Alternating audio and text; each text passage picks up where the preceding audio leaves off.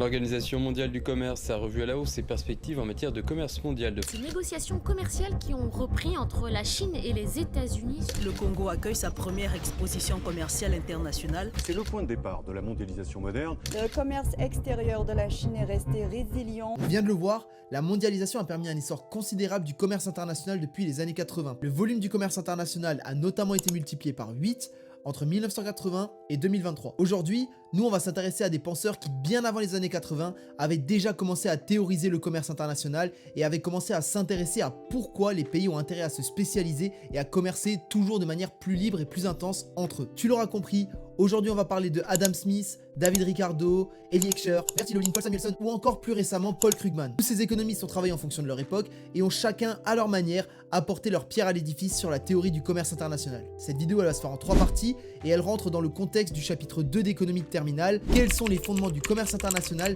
et de l'internationalisation de la production. Si ça vous dit, à la fin de ces 3 vidéos, on pourra éventuellement faire un live où on débriefera éventuellement tous les sujets qui sont tombés en EC3 ou alors en dissertation. Perdons pas plus de temps, on démarre tout de suite avec Adam Smith et David Ricardo et leur théorie des avantages absolus et comparatifs. Rapidement, Adam Smith c'est un peu le papa de l'économie moderne, c'est un philosophe écossais du XVIIIe siècle qui est notamment considéré comme le fondateur de la théorie classique en économie. Il a été l'un des premiers à théoriser le libéralisme avec son ouvrage De la richesse des nations publié en 1776. Je vous parlais tout à l'heure du courant classique en économie, ça tombe bien, c'est de ce courant-là qu'est issu David Ricardo, un économiste britannique du XIXe siècle. Alors lui, c'est un petit filou parce que en gros, il va prendre la théorie d'Adam Smith et 40 ans plus tard, il va la modifier à sa sauce et il va en faire ce qu'on appelle la théorie des avantages comparatifs. Bon, en réalité, Ricardo, c'est un ponte de l'économie, c'est l'un des plus grands défenseurs du libéralisme économique et c'est lui qui en gros va expliquer que l'État n'a pas à intervenir dans le marché et que le marché se régule de lui-même. Ça lui vaudra notamment d'être vivement critiqué par John Maynard Keynes, JMK pour les intimes, parce que oui, quand on a révisé les théories keynésiennes jusqu'à 5h du mat pendant 3 ans en veille d'examen,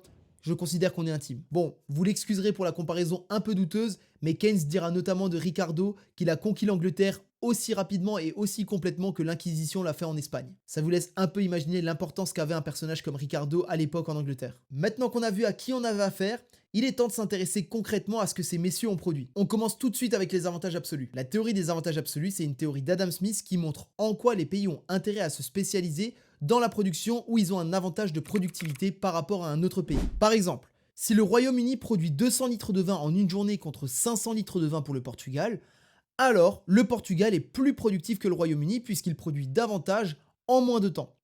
A l'inverse, le Royaume-Uni produit 100 mètres de drap en une journée contre 50 pour les Portugais. Bon, pour Smith, tous les pays ont au moins un avantage absolu dans un domaine en particulier. Donc pour lui, c'est très simple, un pays va se spécialiser dans la production dans lequel il a un avantage de productivité par rapport à un autre pays et il va exporter ce même bien. Je rappelle qu'une exportation désigne un processus par lequel des biens ou des services produits dans un pays sont vendus et expédiés vers un autre pays. Si on reprend notre exemple, le Royaume-Uni se spécialise dans la production de draps et le Portugal dans la production de vin.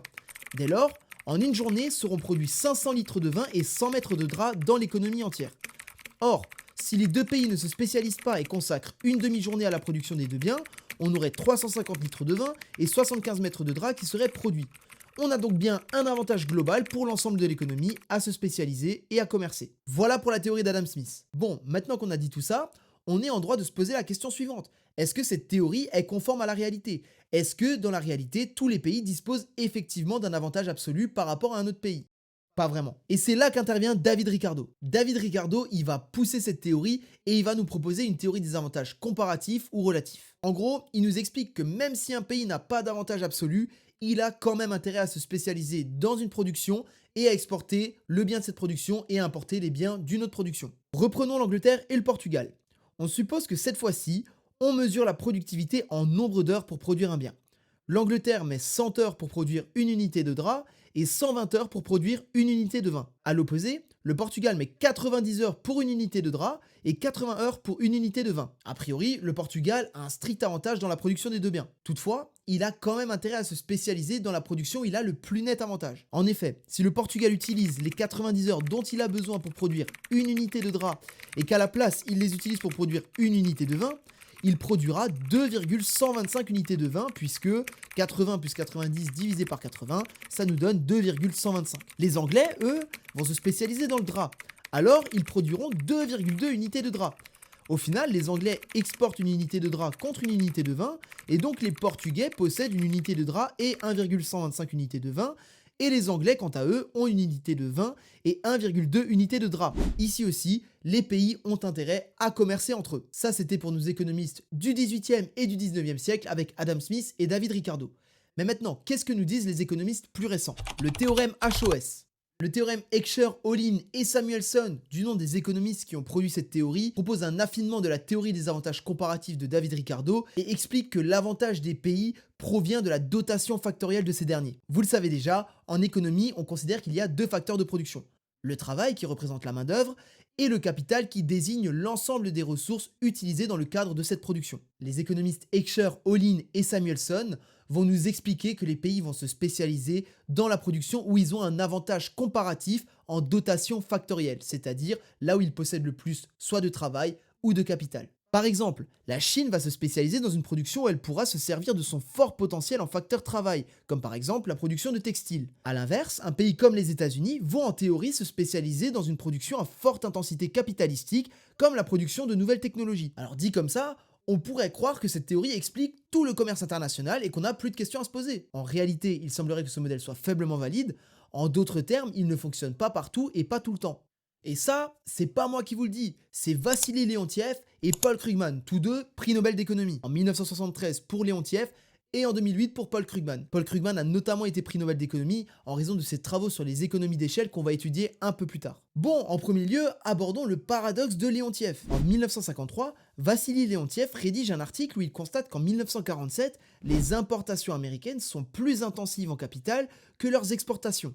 Or, les États-Unis sont largement dotés en facteur capital. Ainsi, Leontiev met en lumière une faiblesse du théorème HOS. Pour lui, le problème il réside dans le fait que les pays n'ont pas les mêmes dotations technologiques. Il estime en fait que les pays n'ont pas nécessairement le même niveau de capital humain, à savoir le même niveau de connaissance globale dans la société, et pas le même niveau de progrès technique. Donc pour lui, la productivité du travail diffère entre les pays. Et c'est donc pour ça qu'en 1947, les États-Unis ont un facteur travail beaucoup plus productif que les autres pays. Donc c'est normal d'après lui que les exportations des États-Unis à ce moment-là sont plus intensives en facteur travail qu'en facteur capital, puisque le facteur travail est plus productif que dans les autres pays. Ce paradoxe, il a l'avantage de montrer l'importance des dotations technologiques en comparaison des dotations factorielles simples. Pour Paul Krugman, dont les études datent il y a à peu près 15 ans, le problème du théorème HOS et de toutes les théories qui s'y rattachent est que ça n'explique pas pourquoi il y a du commerce entre les pays comparables.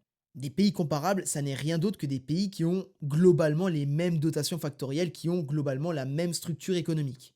Pour exemple, la France et l'Allemagne sont respectivement de grands partenaires commerciaux avec près de 10% de leurs exportations et de leurs importations qui sont issus du commerce avec leurs voisins. Paul Krugman, il explique ça de différentes manières. Premièrement, les consommateurs ont des goûts différents et certains peuvent préférer des produits étrangers à des produits nationaux.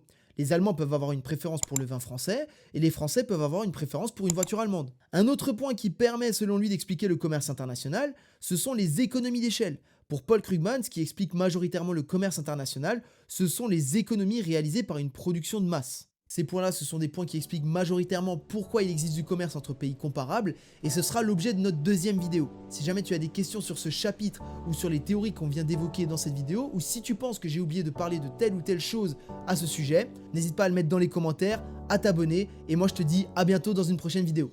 Ciao!